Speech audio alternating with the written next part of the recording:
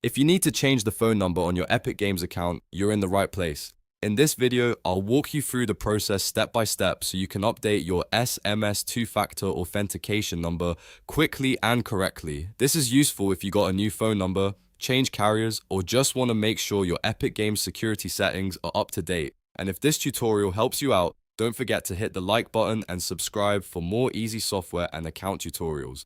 Alright, let's get started. First, open your browser and go to the Epic Games website. Make sure you're signed in to the correct account, especially if you have more than one account or use different login methods. Once you're logged in, look for your account profile or username, then open your account settings. From there, you want to find the password and security section. This is where Epic keeps your login and verification settings, including your two-factor authentication options. On the password and security page, scroll until you find the two-factor authentication section. If you currently use SMS authentication, you should see your phone number listed there. This is the number Epic uses to send verification codes when needed. To update it, click the option to edit your SMS to FA phone number.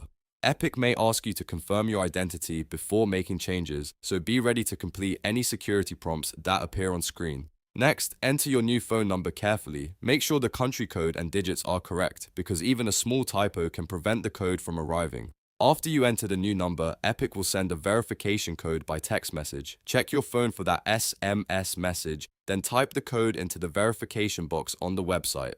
Once the code is accepted, your new phone number will be saved to your Epic Games account. At this point, it's a good idea to double check that the old number has been removed and the new one is showing correctly under your two-factor settings. This helps make sure future security codes go to the right device. If you don't receive the text right away, wait a moment and make sure your phone has service, the number was entered correctly, and your device can receive SMS messages. You can also try requesting the code again if needed. And that's it. You've now changed your phone number in Epic Games.